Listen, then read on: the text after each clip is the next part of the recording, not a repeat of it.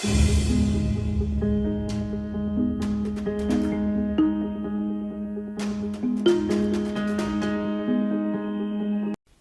sejahtera, Bapak Ibu, Saudara-saudari, hamba-hamba Tuhan, aktivis-aktivis umat Kristen dimanapun Anda berada. Senang berjumpa kembali dengan Anda melalui pengajaran-pengajaran Alkitab yang kami sampaikan melalui media online dengan link YouTube kami, Bible Teaching Ministry. Satu link YouTube yang khusus memberikan pengajaran-pengajaran, baik itu doktrin-doktrin maupun pengajaran-pengajaran yang lainnya. Dan hari ini kita akan melanjutkan pelajaran kita dengan topik doktrin perjamuan gereja awal. Sebelumnya kita akan berdoa, mohon Tuhan Yesus pimpin kita. Di dalam nama Tuhan Yesus Kristus kami berdoa, Tuhan, terima kasih Engkau tetap menyertai kami, memimpin kami, memberikan kekuatan kepada kami, sehingga hari ini kami bisa melanjutkan sesi yang ketiga dari doktrin perjamuan gereja awal. Pimpin kami Tuhan, Roh Kudus yang mengambil alih seluruh rangkaian pengajaran kami hari ini. Karena Roh Kudus adalah roh kebenaran. Dan oleh Roh Kudus kami akan dituntun masuk ke dalam seluruh kebenaran firman-Mu. Karena itu Roh Kudus juga yang bekerja di dalam hati setiap hamba Tuhan. Yang bekerja di dalam hati setiap jemaat dan juga setiap umat Kristen yang mendengarkan pengajaran hari ini. Agar mereka diterangi hatinya, agar mereka menemukan kebenaran-kebenaran yang alkitabiah untuk dijalankan di dalam kehidupan berjemaat. Buka hati kami, telinga dan rohani kami, agar kami dapat memahami di dalam nama Tuhan Yesus Kristus. Kami telah berdoa. Amin. Bapak Ibu, kita akan lanjutkan pelajaran topik doktrin perjamuan Tuhan di sesi yang ketiga. Tapi sebelum masuk ke sesi ketiga ini, saya akan mengulas sedikit di sesi sebelumnya agar materi ini nyambung. Terutama bagi Bapak Ibu yang mungkin baru pertama kali mengikuti dan menemukan link YouTube khusus pengajaran di Bible Teaching Ministry ini. Doktrin perjamuan Tuhan saya kupas dalam 6 episode, dalam 6 seri. Dan ke-6 seri tersebut kita lihat seri yang pertama, menelusuri jejak perjamuan gereja awal. Begitu banyaknya sinode-sinode yang muncul di muka bumi, doktrin perjamuan kudus yang harus kita jadikan acuan, patokan, ataupun sebagai standarisasi. Sinode mana? Saya mengajak Anda kembali ke gereja awal, gereja yang berdiri setelah Roh Kudus dicurahkan hari Pentakosta, karena ini lebih alkitabiah. Bukan lebih alkitabiah, tapi itu yang paling alkitabiah. Yang kedua, 2 khasiat perjamuan kudus. Itu sudah saya kupas pada sesi yang lalu, bahwa ketika kita menerima perjamuan kudus, ada 2 khasiat yang akan kita dapatkan, memperoleh kehidupan yang kekal dan dibangkitkan pada akhir zaman. Sesi yang ketiga, 2 dampak perjamuan kudus yang akan kita kupas pada saat ini. Kemudian sesi yang keempat, penggunaan roti dalam perjamuan. Yang kelima, penggunaan anggur dalam perjamuan. Dan yang keenam, syarat pelaksanaan dan penerima perjamuan Tuhan. Kita akan kupas di sesi yang ketiga ini. Temanya 2 dampak dari perjamuan Tuhan. 2 dampak dari perjamuan Tuhan. Kita ulang sedikit di sesi sebelumnya. Resume pelajaran sesi yang kedua. Dengan tujuan agar Bapak Ibu bisa sambung kembali, karena jika 1 minggu Anda tidak ikuti atau 1 minggu berlalu, kadang-kadang kita sudah lupa-lupa ingat. Karena itu garis besar intisarinya akan saya sampaikan melalui sedikit melalui sesi yang ini. Khasiat dan dampak dari perjamuan kudus. Banyak umat Kristen beranggapan perjamuan kudus itu hanya sekedar memperingati kematian Tuhan Yesus Kristus. Banyak yang punya anggapan seperti ini. Untuk apa kita mengadakan perjamuan? Memperingati kematian Tuhan. Nah, menurut saya tidak sesederhana yang kita bayangkan. Ada misteri-misteri, ada hal-hal yang sangat penting yang berkaitan dengan masalah perjamuan kudus. Khususnya yang berkaitan dengan khasiat, yang berkaitan dengan dampak dari perjamuan kudus. Dan tentunya khasiat dan dampak ini baru akan terjadi ketika perjamuan kudus itu sudah sesuai dengan Alkitab. Dengan kata lain, penggunaan roti dan anggur perjamuan. Bapak Ibu, sakramen perjamuan kudus itu memiliki dampak dan khasiat. Tapi sayang sekali, banyak pendeta tidak percaya. Banyak umat Kristen tidak percaya. Hal-hal demikian mereka merasa aneh. Kok perjamuan kudus ada khasiatnya? Dan saya ungkapkan itu tentu berdasarkan ayat-ayat Alkitab. Bukan asal ngomong. Bukan asal berbicara. Perjamuan kudus itu hanya sekedar melakukan perintah Tuhan. Banyak yang beranggapan seperti itu. Menganggap roti dan anggur itu hanya sekedar simbol tubuh dan darah Tuhan. Nah kalau simbol artinya kita mau pakai bahan apa juga nggak masalah. Karena itu hanya lambang. Bapak Ibu pendeta yang mendengarkan pengajaran ini. Walaupun katakanlah Anda percaya roti dan anggur itu hanya simbol tubuh dan darah Tuhan. Emangnya simbol itu boleh dipakai sembarangan? Apakah boleh? Coba saja kita, burung Garuda, Anda ganti menjadi burung perkutut. Anda ganti menjadi burung elang. Kan biasa Garuda kan kita identikan dengan burung elang kan. Apakah boleh? Tidak boleh. Ketika Anda ganti, jangankan ganti burung. Ganti warnanya saja. Anda akan bermasalah dengan hukum negara Indonesia. Jadi lambang pun tidak boleh dikata-kati. Andai kata Anda mengatakan roti melambangkan tubuh Tuhan, anggur melambangkan tubuh Tuhan. Emangnya roti dan anggur itu boleh sembarang dipakai? Tidak, karena kita berbicara tentang khasiat dan dampak yang akan kita dapatkan. Karena jika Tuhan tidak mengakui roti dan anggur itu sebagai tubuh dan darahnya, maka tidak ada khasiat dan tidak ada dampak. Ya, tidak ada khasiat dan dampak. Karena roti dan anggur yang digunakan itu tidak sesuai dengan cara-cara Tuhan. Tidak sesuai dengan prinsip-prinsip Alkitab. Sehingga yang Anda makan itu hanyalah makanan roti biasa. Dan ketika kita salah menjalankan, dampaknya di Matius 15 ayat 8 sampai 9. Bangsa ini memuliakan aku dengan bibirnya, padahal hatinya jauh daripadaku. Percuma mereka beribadah kepadaku, sedangkan ajaran yang mereka ajarkan ialah perintah manusia.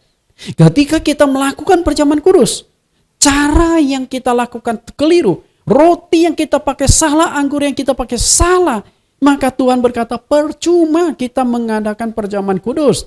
Karena dampak dan khasiat kita tidak dapatkan, malahan dampaknya yang kita dapatkan karena melanggar firman Tuhan. Menciptakan doktrin sendiri, satu pengajaran yang berbeda dengan Alkitab.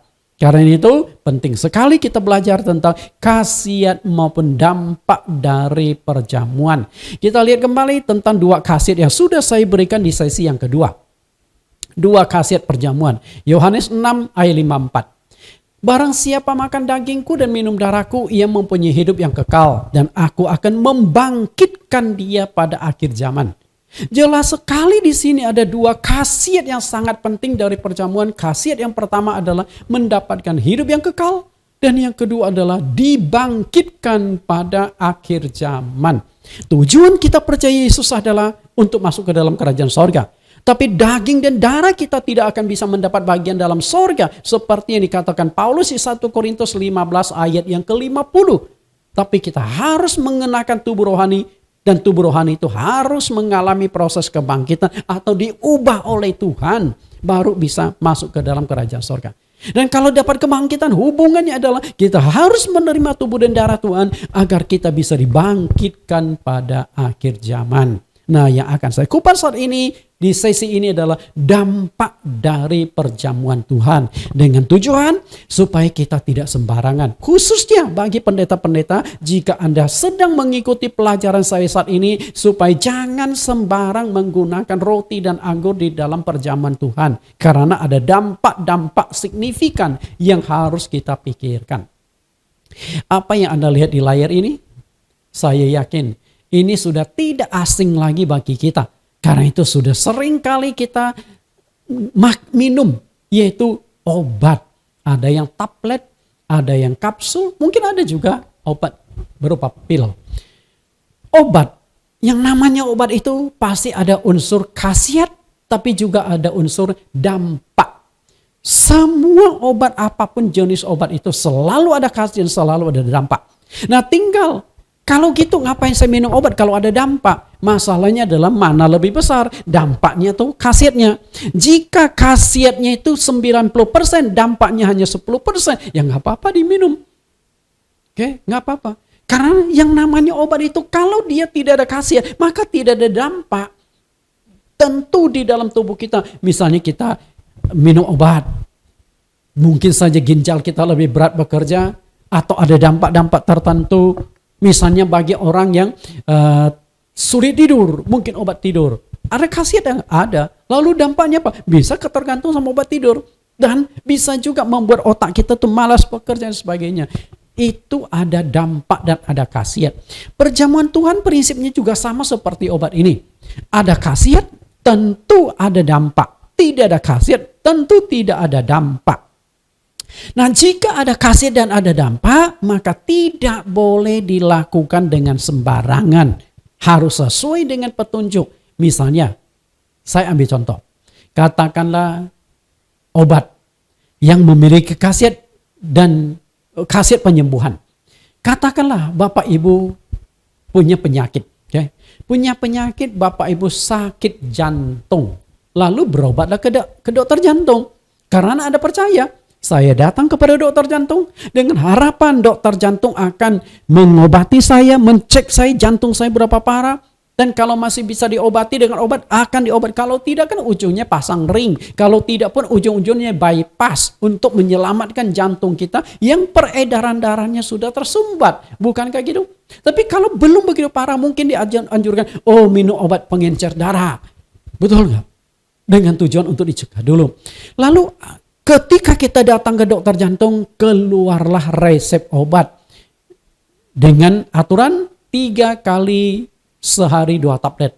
Kalau dokter sih biasa tidak menulis lengkap seperti itu. Biasa 3 kali 2. Artinya adalah sehari minum 3 kali, setiap kali minum 2 tablet.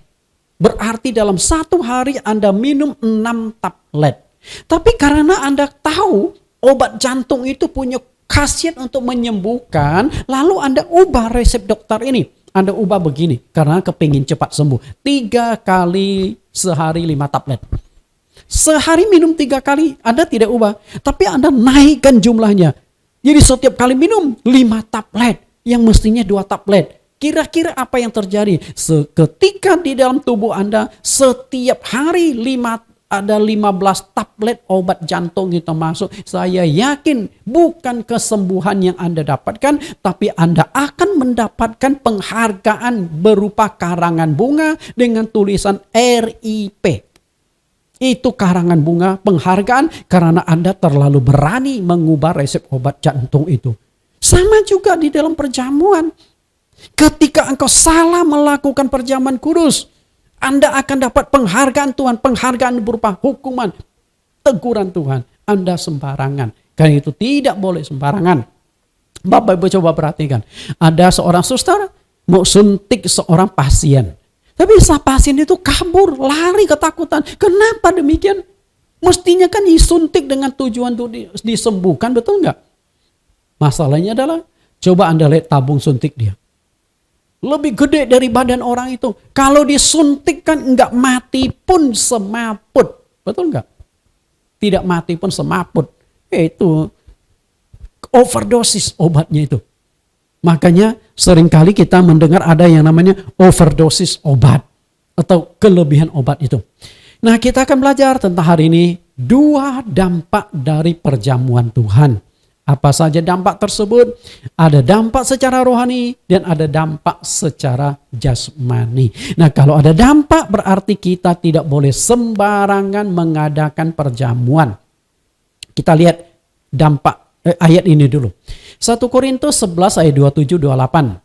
Jadi barang siapa dengan cara yang tidak layak makan roti dan minum cawan Tuhan, ia berdosa terhadap tubuh dan darah Tuhan. Karena itu hendaklah tiap-tiap orang menguji dirinya sendiri, dan baru sesudah itu ia makan roti dan minum dari cawan ini. Bapak Ibu perhatikan di ayat ini. Kira-kira apa yang Anda tangkap dari ayat ini? Ya.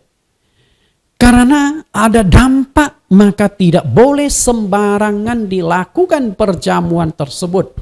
Tidak boleh sembarangan. Lihat kembali di ayat 27-28. Jadi barang siapa dengan cara yang tidak layak makan roti atau minum cawan Tuhan, ia berdosa terhadap tubuh dan darah Tuhan. Ada nggak dampak? Jelas sekali kalimat ini, jelas sekali ayat ini menekankan jika kita sembarangan lakukan, maka ada dampak dari perjamuan itu sendiri. Jika ada dampak, dengan sendirinya pasti perjamuan juga ada khasiatnya. Betul nggak Bapak Ibu? Ada dampak, ada khasiat. Tidak ada dampak, maka tidak ada khasiat. Seperti obat itu. Nah, berbicara tentang khasiat dari perjamuan kudus, sudah saya kupas di sesi yang kedua. Karena itu bagi saudara-saudari yang menonton di sesi yang ketiga ini, belum nangkap di sesi yang kedua, ulang kembali. Karena pelajaran ini ada di link YouTube kami di Bible Teaching Ministry. Tinggal Anda cari perjamuan Tuhan. Oke, perjamuan Tuhan. Ada sesi demi sesi. Kita lihat dampak dari perjamuan kudus itu ada dua. Lihat dampaknya. 1 Korintus 11 ayat 27. Jadi barang siapa dengan cara yang tidak layak makan roti atau minum cawan Tuhan, ia berdosa terhadap tubuh dan darah Tuhan. Perhatikan kata yang saya ingin fokuskan, Anda cermati kata ini, berdosa. Berdosa. Ini kan dampak. Betul? Dampak. Nah, dampak yang dimaksudkan di ayat 27 ini adalah dampak secara rohani. Karena dosa itu berbicara sesuatu yang ada di dalam. Bukan bicara tentang fisik. Dosa ini sesuatu kesalahan, suatu tindakan yang keliru yang telah kita lakukan karena melanggar firman Tuhan. Jadi, kalau roti dan anggur perjamuan itu tidak diakui oleh Tuhan sebagai tubuh dan darahnya, pasti tidak ada dampak seperti itu. Tapi karena ada dampak, maka tidak boleh sembarangan. Lalu dampak secara yang satu lagi kita lihat. Ayat 30. Sebab itu banyak di antara kamu yang lemah, sakit, dan tidak sedikit yang meninggal dunia. Perhatikan 3 kata di ayat yang ke-30 ini, dampak dari perjamuan. Menjadi lemah. Okay? Lemah artinya letoi. Setelah ikut perjamuan kok gue ngantuk ya. Setelah ikut perjamuan kok badan saya lemas ya. Kemudian tidak lama jatuh sakit. Dan kalau Tuhan tidak memberikan pengampunan, Anda tidak mohon pengampunan Tuhan, ujung-ujungnya adalah Anda bisa meninggal dunia. Wah, mengerikan. Okay? Mengerikan. Hanya gara-gara kita makan roti dan minum cawan Tuhan, kita bisa mengalami kematian. Kalau begitu, ngapain saya ikut perjamuan? Lebih aman, betul nggak? Tapi kalau Anda tidak ikut perjamuan, berarti Anda juga tidak dapatkan khasiatnya. Jadi ada khasiat, ada dampak. Ibaratnya itu Anda minum obat. Kenapa Anda mau minum obat? Walaupun obat itu terasa tidak enak, terasa pahit. Kenapa Anda minum? Karena Anda memang membutuhkan, karena Anda sedang sakit. Sama juga. Kita ingin dapat hidup yang kekal. Kita ingin dibangkitkan. Maka kita minum tubuh dan darah Tuhan. Tapi tidak boleh sembarangan. Karena ada dampak. Baik dampak rohani maupun dampak secara jasmani. Jadi lengkap ya. Dampak jasmani, dampak rohani dari perjamuan. Nah, karena ada dampak itulah maka kita tidak boleh sembarangan meminum dan memakan tubuh dan darah Tuhan. Kita akan kupas satu demi satu. Yang pertama, dampak perjamuan kudus secara rohani. Dampak secara rohani. Memang perjamuan Tuhan berdampak secara rohani ini sulit dideteksi. Karena sulit untuk dibuktikan secara nyata, secara fakta. Beda dengan obat. Kalau obat kan kita cek nih, ada dampak nih. Obat ini khasiatnya ini nih. Tapi ada dampaknya begini-begini. Jadi bisa dideteksi di laboratorium. Tapi kalau roti perjamuan, bagaimana kita mendeteksinya? Enggak mungkin Anda bawa roti anggur perjamuan ke laboratorium dicek. Wah, ternyata anggur perjamuan punya dampak loh. Berdosa loh. Kan enggak bisa. Tapi kita bisa membuktikan secara alkitabiah bahwa sesuatu yang tidak bisa kita buktikan secara lahiriah, secara fisik, tapi kita bisa buktikan berdasarkan ayat-ayat Alkitab. Dengan salah satu caranya adalah melakukan perbandingan. Karena itu saya akan memberikan perbandingan 2 peristiwa di Alkitab untuk membuktikan sesuatu yang tidak kelihatan bahwa apa yang tidak kelihatan itu ada. Apa yang tidak kelihatan itu bisa kita buktikan keberadaannya. Untuk membuktikan adanya dampak secara rohani dari perjamuan Tuhan, kita akan menggunakan dua perbandingan. Perbandingan pertama adalah dampak dari buah pohon pengetahuan tentang yang baik dan yang jahat. Jadi ketika buah pohon pengetahuan itu Anda bawa ke laboratorium sekalipun Anda cek, kan nggak kelihatan. Karena Tuhan berkata, kalau engkau makan buah itu, engkau punya masalah. Engkau akan mendapat hukuman, akan mengalami kematian. Lalu yang kedua adalah persembahan kepada roh-roh jahat. Dengan kata lain, persembahan berhala. Anda nggak bisa tes di laboratorium. Anda tidak bisa tes apakah makanan yang sudah dipersembahkan kepada berhala dimasukkan ke laboratorium, ternyata ada setan yang sudah digigit sama setan. Kan nggak begitu. Karena itu kita akan analisa kedua itu yang berkaitan dengan dampak secara rohani. Dampak dari buah pohon pengetahuan tentang yang baik dan jahat. Buah pohon itu tidak berdampak secara jasmani. Buah pohon pengetahuan tentang yang baik dan jahat itu tidak berdampak langsung kepada jasmani kita. Jasmani Adam dan Hawa. Kenapa demikian? Sebelum Adam dan Hawa makan buah pengetahuan baik dan jahat, mereka itu sudah telanjang. Sudah telanjang. Bukan berarti setelah makan buah itu baru mereka telanjang. Bukan. Sewaktu Allah ciptakan mereka, mereka sudah dalam kondisi telanjang. Lihat Kejadian pasal 2 ayat yang ke-25. Ini bicara mereka belum jatuh dalam dosa. Mereka belum makan buah pengetahuan baik dan jahat. Karena mereka jatuh dalam dosa memakan buah larangan Tuhan itu di pasal yang ketiga. Kita lihat Kejadian 2:25. Mereka keduanya telanjang, manusia dan istrinya itu, tapi mereka tidak merasa malu.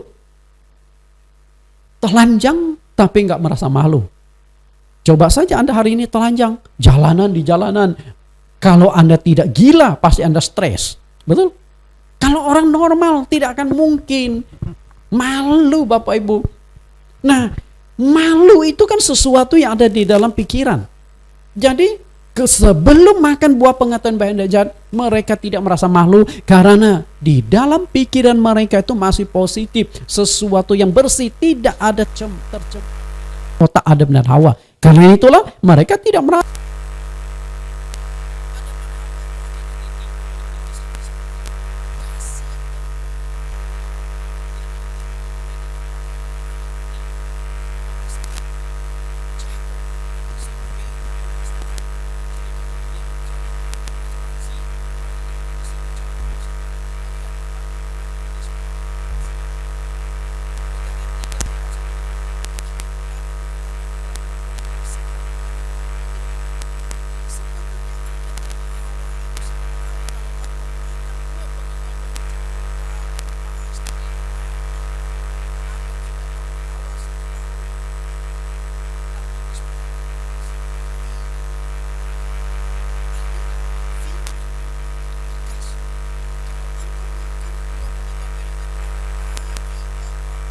Pasti engkau mati. Pada hari engkau makannya pasti mati. Kalau kata pasti itu berarti sudah tidak tawar-menawar.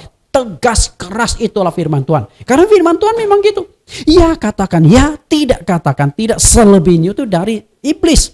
Itu Tuhan Yesus tegaskan dengan sangat keras. Tapi iblis berkata sekali-kali tidak akan mati. Artinya firman Tuhannya keras dibuat penuh dengan kompromi. Tawar-menawar. Nah demikian pula pendeta-pendeta yang melakukan perjamuan kudus. Kalau Tuhan sudah tegaskan perjamuan kudus harus menggunakan roti yang tidak beragi, lalu Anda berkata enggak apa-apa. Kalau Tuhan sudah tegaskan ada aturan dalam menggunakan roti dan anggur perjamuan, lalu Anda berkata ini pisang goreng tidak apa-apa, kita doakan akan jadi tubuh Tuhan. Ini kan sudah terjadi kompromi, tawar-menawar. Tidak ada roti di rumah, jadi pakai bakpao. Perjamuannya jadi sembrono. Lalu ayat 5. Tetapi Allah mengetahui bahwa pada waktu kamu memakannya, matamu akan terbuka. Dan kamu akan menjadi seperti Allah, tahu tentang yang baik dan yang jahat. Bapak Ibu saya kasih. Kita lihat bagaimana iblis tawarkan khasiat dari buah perjamuan itu. Dari buah pengetahuan baik dan jahat. Adam dan Hawa. Kalian tahu nggak kenapa Allah melarang kalian makan? Karena Allah takut disaingi. Karena kalau kamu makan buah tersebut, kamu akan menjadi seperti Allah. Adam dan Hawa langsung bingung. Oh, pantas saja Allah melarang kami makan buah pengetahuan baik dan jahat. Ternyata Allah takut disaingi. Jadi mereka makin penasaran, menyudutkan Tuhan, menyalahkan Tuhan, bahkan mulai negatif kepada Tuhan. Iblis itu jago sekali. Okay? Jadi mereka ingin dapatkan khasiat itu. Kemudian kalau kamu makan buah itu, matamu akan terbuka. Perhatikan. Mata kalian akan terbuka. Tapi iblis kan tidak berkata matamu akan terbuka. Adam dan Hawa sempat bingung sejenak. Mata buka. Emangnya Tuhan menciptakan Adam dan Hawa itu matanya buta? Okay? Apakah mereka diciptakan dengan mata buta? Enggak. Buktinya mereka bisa lihat buah pohon pengetahuan baik dan jahat, bisa melihat si ular, bisa tahu jalan ke pohon pengetahuan baik dan jahat. Mata mereka normal. Tapi iblis memang membohongi, menipu mereka. Betul, begitu mereka makan buah tersebut, mata mereka terbuka. Tapi apa yang mereka melihat setelah mata terbuka? Lihat ayat 7. Maka terbukalah mata mereka. Dan mereka tahu bahwa mereka telanjang. Mereka menyumbat daun ara dan membuat cawat. Memang mata Adam dan Hawa terbuka. Tapi begitu terbuka yang mereka lihat itu apa? Pornografi. Ini pertama kali pornografi itu terjadi gara-gara manusia makan buah pengetahuan baik dan jahat. Adam lihat Hawa, kok kamu telanjang? Hawa balik, lu juga telanjang. Dua-duanya kabur di balik pohon lalu mencari daun ara menutupi aurat mereka. Karena itulah kenapa buah pohon itu disebut pohon pengetahuan tentang yang baik dan yang jahat. Sebelum makan buah itu mereka taunya yang baik, taunya yang positif di otak mereka. Tapi begitu mereka makan buah tersebut, sekarang mereka sudah tahu yang namanya kejahatan ini, yang nama kebaikan itu. Tapi mereka tidak bisa berkuasa mengendalikan kejahatan. Akibatnya apa? Generasi pertama saja sudah terjadi kejahatan yang sangat mengerikan. Terjadi pembunuhan saudara kandung. Kain membunuh adiknya. Itu kan kejahatan kemanusiaan. Merampas nyawa orang. Betul Bapak Ibu? Karena itu setelah makan buah itu mereka sudah tahu jahat dan baik. Tapi tidak bisa menguasai kejahatan. Tidak sanggup melawan kejahatan tersebut. Sehingga hari ini ada banyak manusia lakukan kejahatan. Jadi ada dampaknya.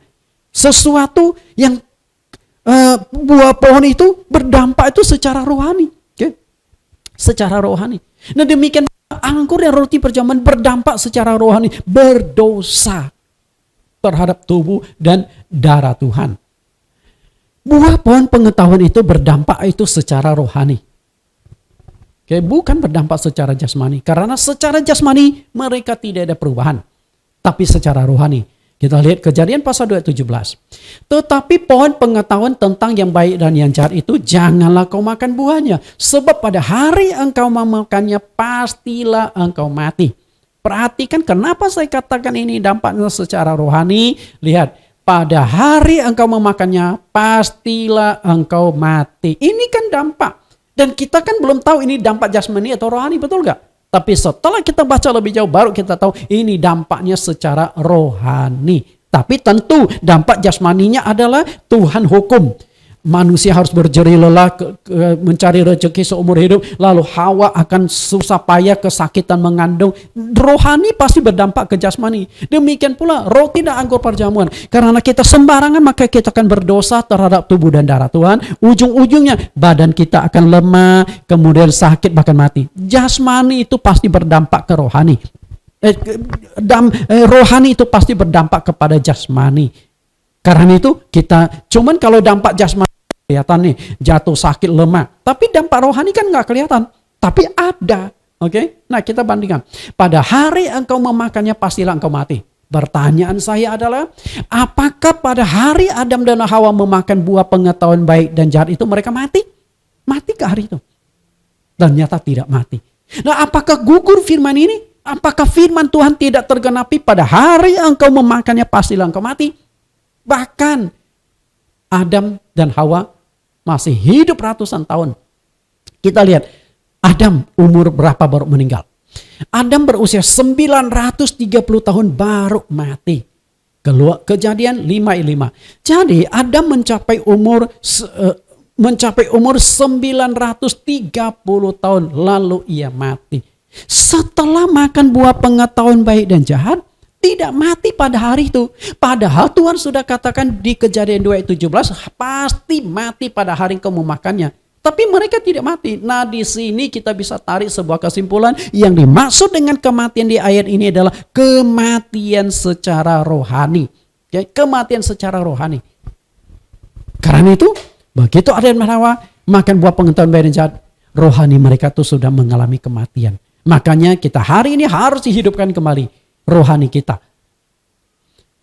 Dampak dari memakan buah pohon pengetahuan baik dan jahat adalah mereka berdosa kepada Tuhan. Adam dan Hawa berdosa kepada Tuhan.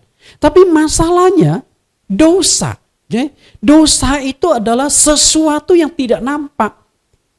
Namun perlu Anda ketahui, dosa itu tidak kelihatan. Bahkan di dalam Kejadian pasal 3, tidak ada kata dosa. Kejadian pasal 3, tidak ada kata dosa. Tapi di dalam Kejadian pasal 3 itu ada unsur dosa yang sudah terjadi gara-gara mereka makan buah pengetahuan baik dan jahat. Lalu dosa itu apa? Di 1 Yohanes 3 ayat 4 dikatakan, setiap orang yang berbuat dosa melanggar juga hukum Allah, sebab dosa ialah pelanggaran hukum Allah. Jadi Adam dan Hawa dikatakan sebagai orang yang berdosa karena mereka telah melanggar perintah Tuhan, telah memakan buah pengetahuan baik dan jahat. Jadi dampak dari buah itu adalah mereka berdosa. Nah, demikian pula roti, anggur, perjamuan. Ketika kita sembarangan memakannya, kita akan berdosa kepada tubuh dan darah Tuhan. Tapi kan dosa kita nggak kelihatan. Itu bersifat rohani. Jadi Anda salah bukan berarti Anda bebas dari hukuman Tuhan. Jangan anggap enteng ketika Anda salah melakukan perjamuan itu. Kita lihat dosa. Ketika memakan buah pengetahuan baik dan jahat, Adam dan Hawa berdosa kepada Tuhan. Dosa mereka itu tidak kelihatan. Karena dosa itu sesuatu yang ada di dalam. Itu ada dampak secara rohani. Nah, demikian pula jika kita sembarang memakan dan mengadakan perjamuan kudus, kita juga akan berdosa kepada tubuh dan darah Tuhan. Dan ini adalah dampak secara rohani. Jadi saya sudah jelaskan dampak secara rohani dari perjamuan kudus.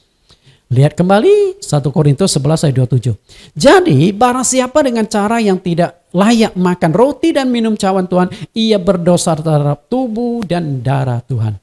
Perhatikan, ia berdosa terhadap tubuh dan darah Tuhan. Jika hanya memakan roti dan anggur perjamuan, tubuh dan darah Tuhan saja bisa membuat kita berdosa. Oke, bisa membuat kita berdosa. Hanya gara-gara kita makan. Karena waktu kita makan, kita sembarangan. Masih ada dosa terselubung yang belum kita bereskan. Mungkin waktu kita makan, kita tidak imani bahwa ini tubuh dan darah Tuhan. Kita berdosa. Apalagi cara membuat roti perjamuan. Betul nggak? Hanya makan aja berdosa loh. Oke, makan. Bagaimana dengan membuat roti? Pendeta-pendeta yang mendengarkan pengajaran saya saat ini. Ketika Anda salah membuat roti dan anggur perjamuan tidak sesuai dengan petunjuk-petunjuk Alkitab, bukankah kita berdosa kepada Tuhan? Jika hanya makan saja bisa dosa, apalagi membuatnya. Anggurnya sembarangan, rotinya sembarangan. Karena itu nggak boleh main-main. Karena jika jemaat yang makan saja dituntut Tuhan karena engkau salah, berdosa, maka waktu kita membuat roti dan anggur itu tidak boleh sembarangan. Karena itulah di sesi yang keempat dan sesi yang kelima itu saya akan kupas penggunaan roti perjamuan dan sesi kelima penggunaan anggur perjamuan agar sesuai dengan prinsip-prinsip Alkitab. Itu yang pertama. Lalu kita lihat perbandingan yang kedua. Untuk membuktikan adanya dampak rohani adalah melalui persembahan kepada berhala. Oke, persembahan kepada berhala. Dampak dari persembahan berhala itu tidak kelihatan karena bersifat rohani. Dampak secara rohani. Karena itulah Tuhan melarang kita makan sesuatu bekas persembahan kepada berhala. Kalau barang yang sudah dipersembahkan kepada berhala tidak ada dampak, mestinya kita makan gak ada masalah, betul gak? Tapi kenapa Tuhan melarang kita sesuatu yang sudah dipersembahkan kepada berhala tidak boleh dimakan? Itu bukan satu dua ayat, banyak ayat. Baik di perjanjian lama sampai perjanjian baru. Jangan makan makanan yang sudah dipersembahkan kepada berhala. Salah satunya adalah melalui sidang di Yerusalem. Rasul-rasul penatua mengadakan sidang dan diputuskan oleh kuasa Roh Kudus di Kisah Rasul 15 ayat 28-29, mereka harus menjauhkan diri dari makanan yang dipersembahkan kepada berhala. Karena saat itu gereja mulai berkembang dan sudah mulai banyak orang-orang non Yahudi yang masuk, dan tentunya yang namanya bukan bangsa Yahudi, mereka akan hidup dan sudah sering kali makan sesuatu yang bersifat berhala-berhala. Bapak Ibu yang saya kasihi, kita lihat makanan. Kenapa Tuhan melarang memakan sesuatu yang bersifat yang sudah dipersembahkan kepada berhala? Kisah Rasul pasal 7 ayat 41. Lalu pada waktu itu mereka membuat sebuah anak lembu dan mempersembahkan persembahan kepada berhala itu, dan mereka bersuka cita tentang apa yang dibuat sendiri oleh mereka. Satu kali bangsa Israel sedang dalam perjalanan menuju ke tanah Kanaan. Mereka sudah keluar dari Mesir. Kemudian Tuhan berkata kepada Musa agar Musa naik ke atas gunung Sinai karena Tuhan mau memberikan 10 hukumnya. Tapi sayangnya Musa bukan hari ini naik besok turun. Musa naik ke gunung Sinai bukan 1, 2 minggu, 2 minggu, tapi selama 40 hari Musa naik ke atas gunung. Dan selama 40 hari itu mereka menunggu Musa turun gunung. Akhirnya mulailah gelisah. Okay? Lalu mulai seperti anak ayam yang kehilangan induk. Mulailah kegelisahan terjadi. Waduh, kenapa Musa memimpin kita sampai padang gurun lalu membiarkan kita, melepaskan kita? Bahkan mereka berpikir Musa sudah mati, karena Musa waktu naik kan nggak ngomong, aku akan naik 40 hari ya. Enggak. Musa hanya naik mengatakan, aku akan naik karena Tuhan suruh aku naik ke atas gunung. Itu saja. Apa yang dilakukan Musa 40 hari di atas gunung, kita juga nggak tahu. Bapak Ibu yang saya kasih. Nah, akibatnya mereka lalu menekan kakaknya Musa, yaitu Harun, agar Harun itu memimpin mereka kembali ke Mesir. Nggak usah lanjutkan perjalanan lagi. Tapi mereka nggak mau Harun itu sebagai pemimpin. Mereka membutuhkan adanya kuasa yang lebih dahsyat, yaitu ada dewa. Lalu mereka memaksa Harun untuk membuat lembu emas. Sebenarnya Harun tahu ini salah. Tapi karena Harun dibawa tekanan, sehingga Harun menyuruh mereka kumpulkan emas-emas yang mereka miliki. Karena waktu keluar dari Mesir menuju ke tanah Kanaan, mereka dapatkan banyak emas dari tetangga kiri kanan orang Mesir itu. Lalu dibuat cetakan, dilumer, dibakar, dibuat sebuah cetakan. Muncullah seekor anak lembu emas. Inilah dewa yang akan memimpin mereka kembali ke Mesir. Bapak Ibu, mereka itu sudah 430 tahun hidup di Mesir. Jadi mereka tahu cara membuat dewa-dewa. Karena itulah mereka setelah berhasil mencetak lembu emas itu, mereka anggap inilah dewa, lalu mereka memberikan persembahan-persembahan kepada lembu emas. Tuhan itu murka sekali. Bapak, Tuhan murka sekali. Artinya sesuatu yang berkaitan dengan berhala itu Tuhan sangat benci. Isi 10 hukum Allah. Isi 10 hukum Allah. Belum sampai dibacakan, sudah dilanggar. Dalam hukum yang ketiga, jangan membuat bagimu patung yang menyerupai apapun. Dan jangan sujud menyembah kepadanya. Musa begitu turun dari gunung setelah 40 hari dengan membawa 2 lempengan batu yang isinya ditulisi oleh jari Allah, isinya 10 hukum Allah. Belum sempat dibacakan, jangan membuat patung bagimu menyerupai apapun. Jangan membuat patung menyerupai lembu emas, anak lembu. Belum dibacakan, mereka sudah langgar. Musa sangat jengkel, dibanting, akhirnya 2 lempengan batu itu dipecahkan. Okay? Pecah. Nah, setelah itu Tuhan berniat membunuh bangsa Israel. Tuhan itu murka sekali loh. Murka sekali. Sampai Tuhan mau membinasakan mereka semua di padang gurun. Untunglah saat itu Musa kemudian membujuk Tuhan, berdoa mohon pengampunan Tuhan, bahkan Musa mempertaruhkan keselamatannya. Musa berkata, kalau engkau tidak mau mengampuni mereka, coret, hapus namaku dalam kitab kehidupan yang kau tulis. Ternyata Musa itu sudah tahu tentang adanya sebuah kitab kehidupan yang dicatatkan di sorga, yang tak mencatat nama-nama orang ke sorga. Bapak Ibu yang saya kasih, menyembah berhala berarti kita menyembah setan. Dan hal demikian itu akan membangkitkan kecemburuan Tuhan. Dan setan itu disenangkan dengan salah satu cara kita memberikan persembahan kepada setan. Sesajian. Karena itulah Tuhan melarang keras kita untuk memakan sesuatu yang sudah dipersembahkan kepada berhala.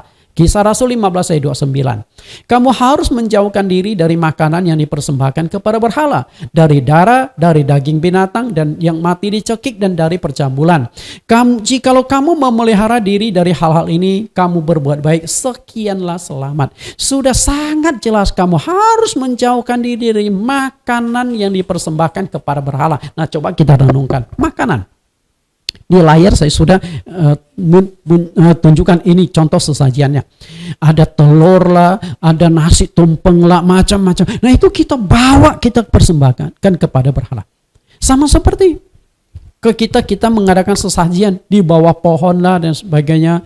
Atau biasa orang Chinese itu suka menaruh makanan ke altar-altar sembahyang. Dulu sebelum saya percaya Tuhan bersama, di rumah kami itu ada sebuah altar sembayang. Lalu seringkali di tanggal tertentu atau di hari tertentu kami taruh makanan. Buah jeruk lah, buah apel lah. Tapi setelah sore kita turunkan, kita yang makan. Nah di sini sudah jelas mengatakan tidak boleh dimakan. Kenapa tidak boleh? Karena sesuatu yang sudah dipersembahkan kepada berhala sudah milik berhala. Sudah diklaim oleh berhala, milikku. Nah kalau sembarang kita makan, kita akan bersekutu dengan berhala. Bisa nangkap? Tapi kan kita nggak kelihatan yang demikian. Nggak kelihatan. Karena jika kita memakan sesuatu yang dipersembahkan kepada berhala, kita akan bersekutu dengan berhala. Nah kembali lagi ke perjamuan kudus. Sewaktu roti dan anggur perjamuan, dengan catatan sesuai dengan petunjuk Alkitab, setelah kita doakan, maka Tuhan sudah akui ini tubuhnya, ini darahnya. Kalau kita sembarang memakannya, maka kita berdosa terhadap tubuh dan darah Tuhan. Bisa tangkap? Jadi sebagai perbandingan, sesuatu yang sudah dipersembahkan kepada berhala, sudah milik berhala. Roti dan anggur perjamuan yang sudah kita doakan, sudah diakui Tuhan menjadi tubuh dan darahnya. Kalau kita sembarang makan tanpa menguji diri, tanpa koreksi diri, tanpa introspeksi diri, aku layak nggak ikut perjamuan hari ini? Karena bisa saja waktu kita mau ambil perjamuan, kita lagi emosi sama istri kita yang ada di samping kita. Lagi benci-bencinya, tapi kita paksakan diri untuk ambil anggur dan roti perjamuan. Kita bisa masalah. Dihukum Tuhan. Karena itu uji diri, koreksi. Saya ada dosa terselubung enggak? Saya layak enggak? Kalau saya layak, terimalah. Karena ada khasiatnya. Tapi kalau Anda merasa hari itu Anda tidak layak, Anda lebih baik mohon pengampunan Tuhan. Biarlah hari itu Anda tidak usah ikut perjamuan, tapi di lain kesempatan Anda ikut perjamuan. Setelah Anda membereskan dosa Anda, mohon pengampunan, bertobat kepada Tuhan. Bapak Ibu yang saya kasihi di dalam Tuhan Yesus, jika makan sesuatu yang dipersembahkan kepada berhala itu mengakibatkan kita berdosa, padahal dosa itu nggak kelihatan. Nah demikian pula ketika kita memakan roti dan anggur perjamuan, kita juga akan berdosa terhadap tubuh dan darah Tuhan. Lihat kembali 1 Korintus pasal yang ke-10 ayat 20 dan 21. Bukan, apa yang kumaksudkan ialah bahwa persembahan mereka adalah persembahan kepada roh-roh jahat, bukan kepada Allah. Dan aku tidak mau bahwa kamu bersekutu dengan roh-roh jahat. Berarti sesuatu yang makanan yang sudah, makanan atau buah-buahan atau kue-kue yang sudah kita persembahkan kepada berhala dan kita jadikan sesajian, tidak boleh kita makan lagi karena sudah miliknya tuh iblis. Ketika kita makan berarti kita sudah bersatu dengan iblis, sudah bersekutu dengan iblis. Nah Tuhan tidak mau. Nah demikian pula ketika kita minum anggur dan cawan, kita juga akan bersekutu dengan Tuhan. Lihat ayat 21. Kamu tidak dapat minum dari cawan Tuhan dan juga dari cawan roh-roh jahat. Kamu tidak dapat mendapat bagian dalam perjamuan Tuhan dan juga dalam perjamuan roh-roh jahat. Karena itu, kalau roti dan anggur perjamuan tidak ada dampak, maka kita tidak akan berdosa, betul? Tapi karena ada dampak maka kita berdosa karena Tuhan sudah mengakui ini tubuh dan darahnya. Dan supaya diakui oleh Tuhan tentu harus ada aturan-aturan mainnya. Jadi dosa itu adalah sesuatu yang bersifat rohani. Karena dosa itu tidak kelihatan. Tapi sesuatu yang tidak kelihatan itu Anda jangan anggap enteng atau anggap remeh. Misalnya, ketika Anda terima roti dan anggur perjamuan, Anda sebenarnya tidak layak. Tapi demi gengsi Anda paksakan. Anda merasa aman sebab Anda sudah berdosa di mata Tuhan. Karena itu lebih baik jangan terima. Kemudian yang kedua, dampak secara jasmani. Kita sudah berbicara dampak perjamuan kudus secara rohani. Sekarang kita akan bicara dampak secara jasmani. Kita kupas. Lihat 1 Korintus 9 ayat 30. Karena barang siapa makan dan minum tanpa mengakui tubuh Tuhan, ia mendatangkan hukum atas dirinya. Ayat 30, sebab itu banyak di antara kamu yang lemah dan sakit dan tidak sedikit yang meninggal. Kita kupas dulu di ayat 29. Pengakuan dari Tuhan Yesus. Pengakuan dari Tuhan. Jadi ketika berbicara tentang pengakuan itu harus ada dua pengakuan. Pengakuan dari Tuhan. Apakah roti dan anggur yang kita buat itu diakui Tuhan sebagai tubuh dan darahnya atau tidak? Itu sangat penting Bapak Ibu. Lihat pengakuan Tuhan. Matius 26 ayat 26. Dan ketika mereka sedang makan, Yesus mengambil roti, mengucap berkat, memecah-mecahkannya dan memberikannya kepada murid-muridnya dan berkata, ambillah, makanlah, inilah tubuhku. Jelas sekali ya pengakuan Tuhan. Berarti itu roti yang dibuat dari bahan tepung terigu, kalau dicek di laboratorium, tetap itu bahan dari tepung terigu. Ada susunan kimiawinya. Tapi setelah kita doakan, Tuhan mengakui, inilah tubuhku. Jelas? Nah kalau ini tubuh Tuhan, berarti ada dampak dan pasti ada khasiatnya. Oke, ada dampak dan ada khasiatnya. Tuhan tidak akan mengakui jika bahan roti perjamuan itu tidak sesuai dengan firman-Nya. Karena itulah di sesi yang keempat, saya akan kupas penggunaan roti perjamuan. Pasti ada aturan mainnya. Ketika Tuhan memberikan perintah, pasti ada cara untuk melaksanakan perintah Tuhan. Kemudian pengakuan dari kita atau yang menerima perjamuan. Setelah didoakan, Tuhan sudah akui ini tubuhnya, ini darahnya. Nah masalahnya kita percaya nggak bahwa tubuh dan darah Tuhan ini adalah tubuh dan darah Tuhan?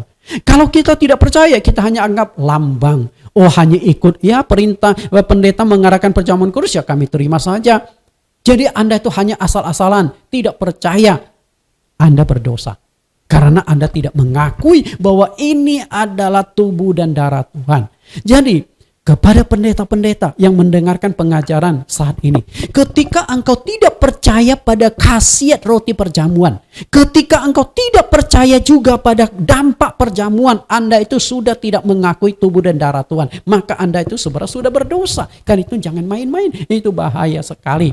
Nah jika Tuhan sudah mengakui roti dan anggur itu sebagai tubuh dan darahnya, namun kita sembarang memakan tanpa menguji diri apakah kita layak, apakah ada dosa terselubung di dalam diri kita atau tidak, maka kita akan mengalami dampak secara jasmani. Kalau dampak itu secara rohani tadi tidak kita kupas. Sekarang kita kupas dampak secara jasmani. Lalu dampak jasmani dari roti dan anggur perjamuan itu apa? Apa dampaknya? Nah, perhatikan di ayat yang ke-30 ini. Sebab itu banyak di antara kamu yang menjadi lemah, sakit, dan tidak sedikit meninggal. Tidak sedikit yang meninggal artinya banyak yang meninggal gara-gara perjamuan. Nah, kenapa Rasul Paulus itu membahas di jemaat Korintus? Jemaat Korintus, karena jemaat Korintus itu kehidupan duniawinya sangat parah. Percabulan, penyembahan berhala. Jadi boleh dikatakan gereja Korintus adalah gereja yang sangat duniawi. Kota Korintus itu sangat makmur dalam hal ekonomi. Pendidikan mereka juga cukup sangat tinggi. Dan perempuan-perempuan di sana juga seringkali ingin tampil dan suka memerintah laki-laki.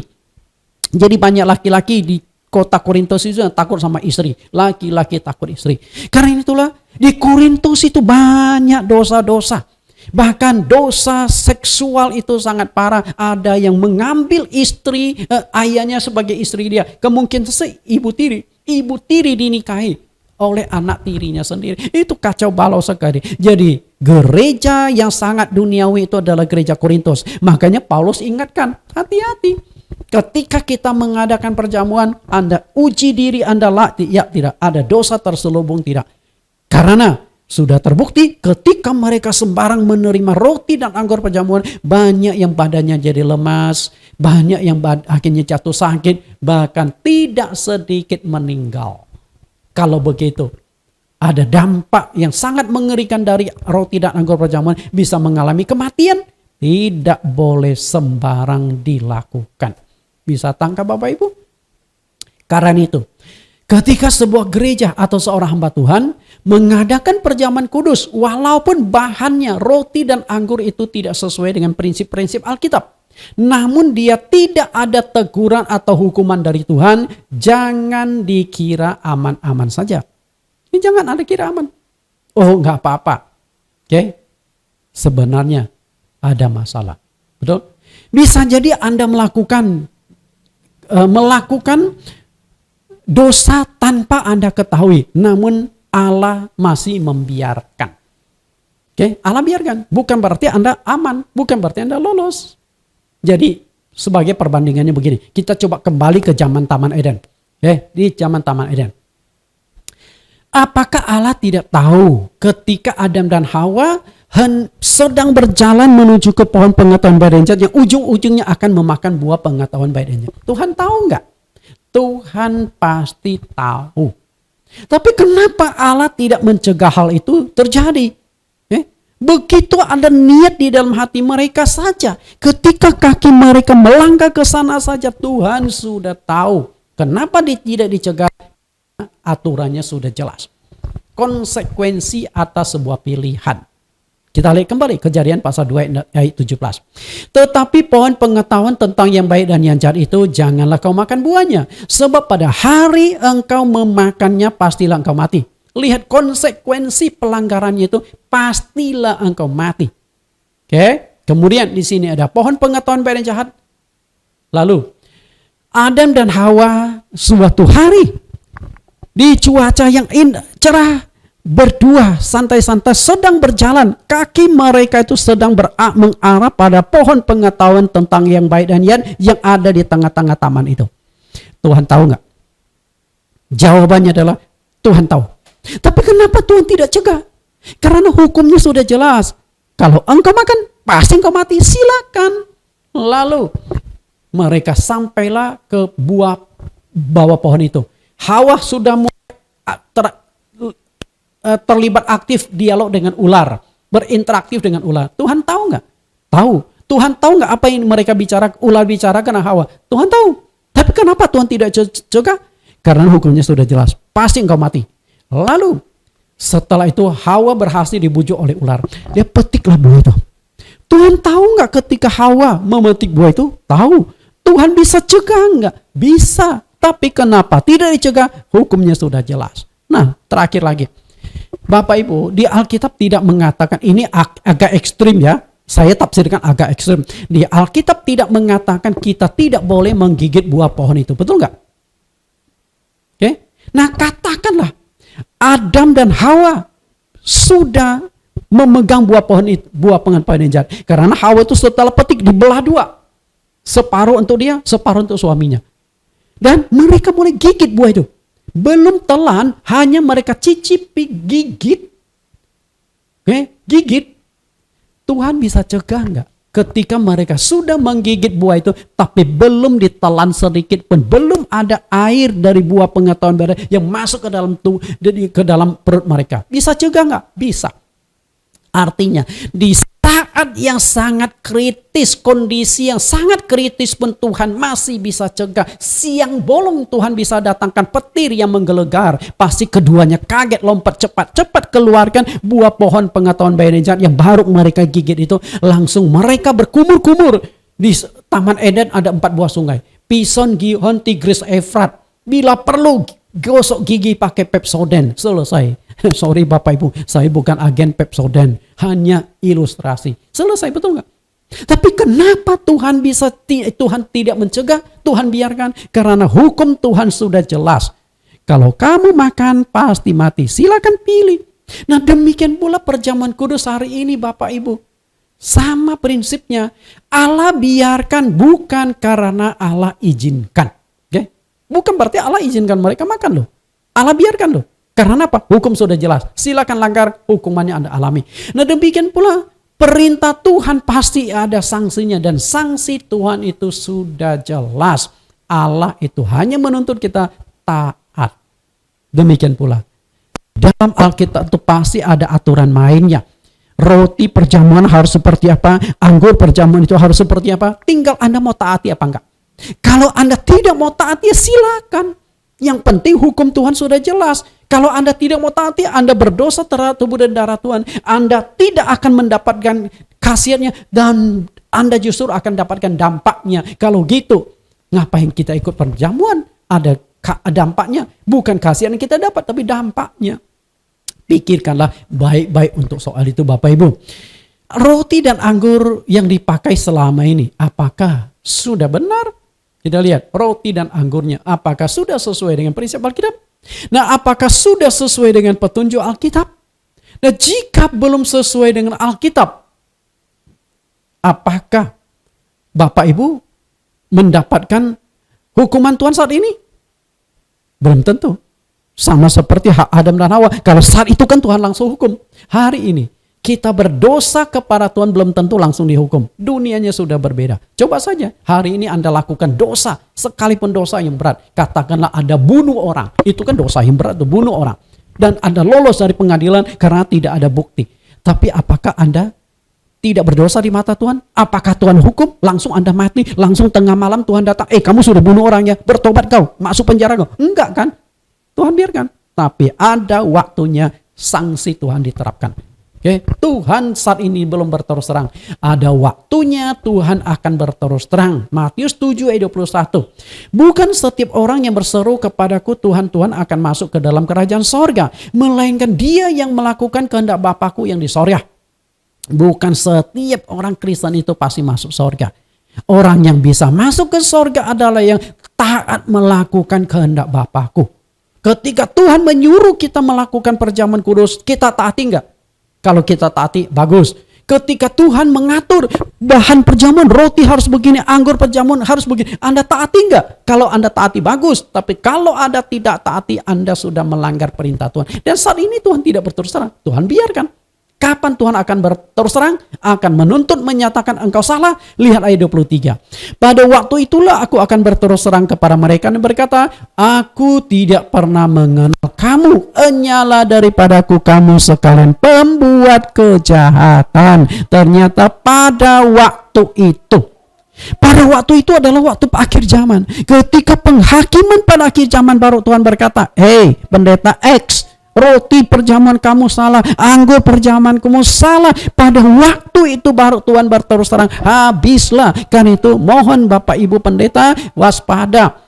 Kalau kita sudah melakukan pelanggaran atau cara, Tuhan tidak langsung menghukum, bukan berarti aman, bukan berarti kita lolos. Karena itulah saya mengajak kembali ke dalam Alkitab, perjamuan gereja awal yang sesuai dengan prinsip-prinsip Tuhan. Jangan sampai ajaran kita itu keliru. Karena jika ajaran kita keliru, saat ini mungkin Tuhan biarkan terjadi, tapi ada waktu penghakiman yang Tuhan akan lakukan.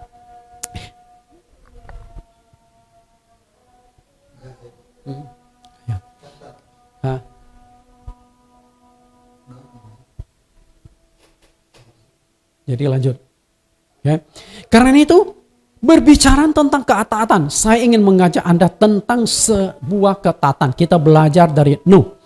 Ketika Allah menyuruh Nuh membuat bahtera, Allah sudah memberikan aturan, rancangan dan bahan serta jenis bahan yang boleh dipakai.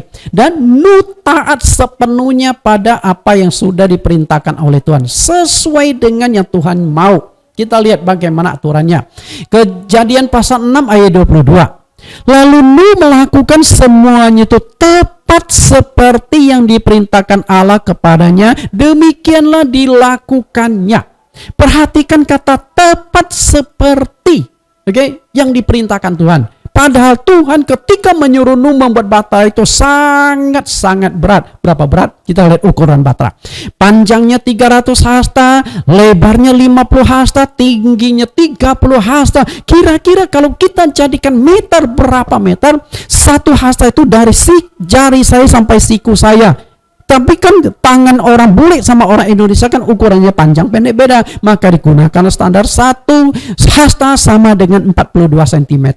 Nah tinggal Anda kalikan 300 kali 42 cm itu lebih panjang dari lapangan sepak bola. Artinya Nuh harus membuat sebuah kapal yang lebih panjang dari lapangan sepak bola. Karena lapangan sepak bola itu 110 meter panjangnya. Bapak Ibu yang saya kasih. Karena itu perintah Tuhan sulit nggak? Sangat-sangat sulit. Super sulit. Kalau perintah ini ditujukan kepada Anda, saya percaya Anda pun angkat tangan. Lalu yang kedua, bahan membuat kapal atau baterai itu tidak boleh sembarang bahan. Harus menggunakan kayu gofir. Dan kita tidak tahu jenis kayu gofir seperti sekarang itu jenisnya seperti apa. Kita tahu.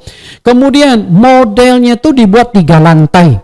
Lantai bawah, lantai tengah, dan lantai atas. Dan dari 3 lantai itu hanya ada 1 buah pintu di lambungnya. Jadi ketika Nuh sekeluarga masuk di dalam bahtera itu, Tuhan sendiri menutup lambung pintu kapal itu dari luar, sehingga mereka ada di dalam kapal tersebut. Bapak Ibu yang saya kasihi, Nuh taat sepenuhnya pada perintah Tuhan.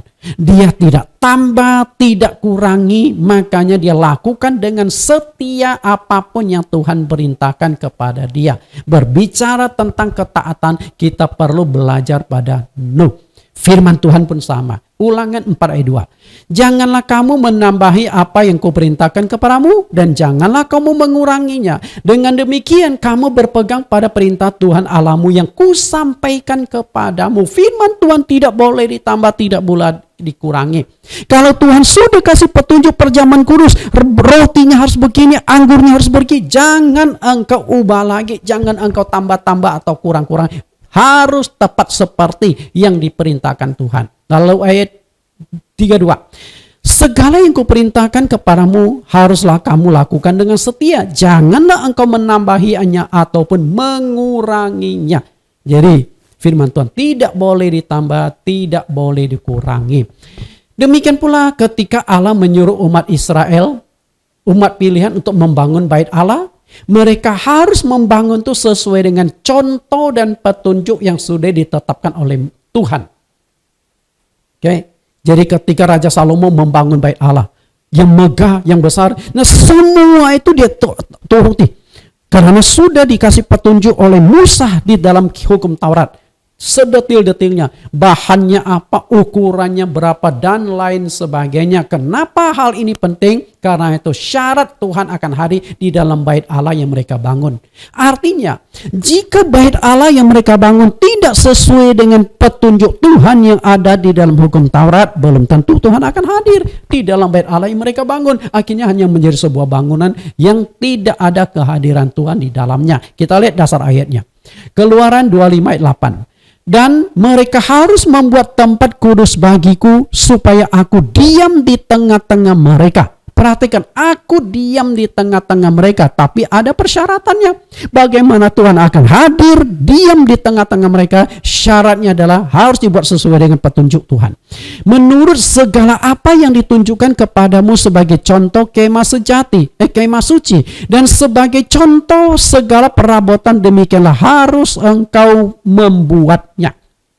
Jadi jelas ya, syarat Tuhan akan hadir harus ikut petunjuk Tuhan. Nah demikian pula roti dan anggur, syarat supaya diakui Tuhan sebagai tubuh dan darahnya harus ikut petunjuk Tuhan. Maka Tuhan akan hadir di dalam roti dan anggur yang Anda buat itu. Kalau tidak sesuai dengan petunjuk Tuhan, Tuhan tidak akan hadir. Sehingga yang Anda makan itu bukan tubuh dan darah Tuhan, karena belum diakui oleh Tuhan. Dan bagaimana supaya diakui Tuhan? Maka harus ikut petunjuk Alkitab. Karena itulah pada pertemuan yang akan datang itu nanti kita akan kupas tentang roti dan anggur. Apakah dalam melakukan perjamuan kudus kita boleh sembarang memakai bahan perjamuan?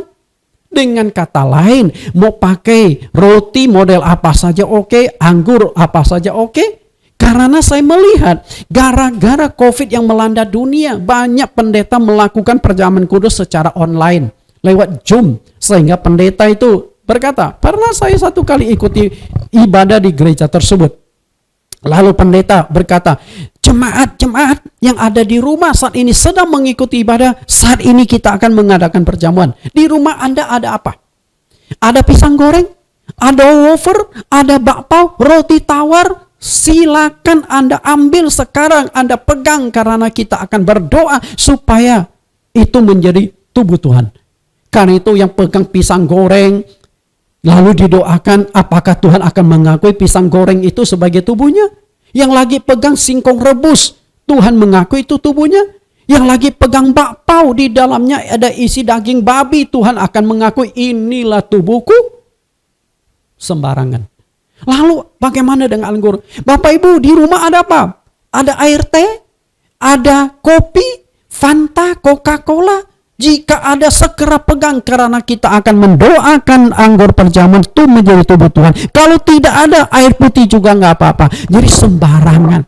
Nah, apakah boleh sembarangan melakukan hal tersebut? Masalahnya bukan boleh atau tidak boleh. Permasalahannya adalah Tuhan mengakui nggak ini tubuh dan darahnya. Dengan kata lain, ketika Anda pegang sebuah pisang goreng, lalu Anda doakan, Tuhan ini menjadi tubuh Engkau. Apakah Tuhan akan mengakui pisang goreng Pontianak itu menjadi tubuh dia?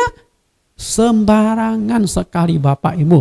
Karena itulah yang paling penting di sini adalah pengakuan Tuhan. Kalau Tuhan mengakui inilah tubuhku, inilah darahku, boleh saja. Tapi masalahnya, mungkinkah Tuhan akan mengakui? Dan untuk diakui oleh Tuhan sebagai tubuh dan darahnya, maka cara perjamuan kudus itu harus sesuai dengan petunjuk-petunjuk Alkitab. Karena jika caranya tidak sesuai dengan petunjuk Alkitab, maka Tuhan tidak akui. Harus ada. Bapak Ibu di sini perhatikan Pizza Hut. Siapa yang tidak pernah makan Pizza Hut? Itu memang salah satu makanan yang cukup favorit, Pizza Hut. Dan kalau ingin bisa mendapatkan membuka toko Pizza Hut, rumah makan Pizza Hut, pasti harus ada izin atau lisensi resmi dari pemegang hak paten. Anda boleh saja ciprat seperti ini, Pizza Hut, pizza, tapi bukan pizza. Hutnya juga beda Bapak Ibu. Silakan, tapi Anda tidak diakui sebagai salah satu franchise dari Pizza Hut itu. Nah, jika perusahaan Pizza Hut saja untuk diakui harus mengikuti petunjuknya, harus memenuhi persyaratannya, bagaimana dengan roti dan anggur perjamuan? Apakah boleh sembarangan? Jika kita sembarangan, kita akan berdosa. Bapak Ibu, jika cara makan roti dan anggur perjamuan kita bisa bersalah kepada Tuhan, cara makannya karena tidak layak, kita berdosa, dihukum Tuhan. Bagaimana dengan cara membuat roti dan anggur perjamuan? Apakah boleh sembarangan? Ketika cara membuatnya keliru, itu lebih bermasalah. Karena yang makan kan cuma jemaat yang makan saja bermasalah. Karena itu akan sangat menentukan Tuhan mengakui nggak itu tubuh dan darahnya, roti dan anggur perjamuan kita adakan itu. Karena itu untuk pertemuan yang akan datang kita akan mengupas. Saya yakin satu hal, ketika Tuhan memberikan perintah untuk memperingati kematiannya, mengadakan perjamuan kudus, sudah pasti Tuhan akan memberikan juga cara-cara pelaksanaannya. Masalahnya adalah apakah Anda sebagai hamba-hamba Tuhan yang memimpin perjamuan itu mengerti atau tidak, atau berusaha menggali atau tidak penggunaan roti dan anggur perjamuan. Dan jika hamba Tuhan itu tidak percaya khasiat dan dampak dan hanya menganggapnya sebagai simbol, maka dia akan lakukan dengan sembarangan. Bapak Ibu yang saya kasih, nah apakah roti seperti ini dan anggur seperti ini boleh dipakai atau tidak, atau sesuai dengan prinsip-prinsip Alkitab atau tidak? Kita akan kupas pada sesi yang akan datang. Di sesi yang keempat, penggunaan roti perjamuan. Tuhan Yesus memberkati. Kita tundukkan kepala kita, kita berdoa. Di dalam nama Tuhan Yesus kami berdoa. Tuhan, kami sudah belajar sesi yang ketiga, dampak dari perjamuan. Kami sudah dibukakan Dan kami merasa takut sekali bahwa apa yang sudah kami lakukan saat ini bisa saja terjadi satu kekeliruan. Dan itu dampak secara rohani kami berdosa, dampak secara jasmani kami bisa lemah, sakit, bahkan meninggal karena sembarangan dengan roti dan anggur perjamuan. Selama ini kami abai karena kami tidak melakukan penggalian secara dalam.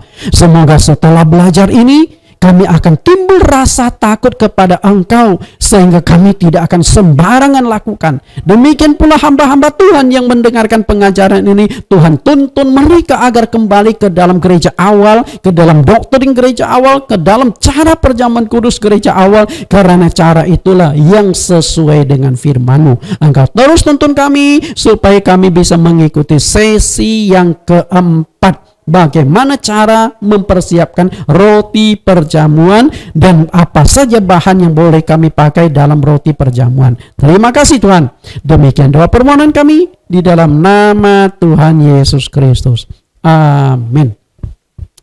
Bapak Ibu, bagi mahasiswa teologi yang mengikuti teologi secara online, setiap sesi dari pelajaran doktrin ini ada 10 pertanyaan yang perlu Anda jawab. ITAE, Institut Teologi Allah Esa.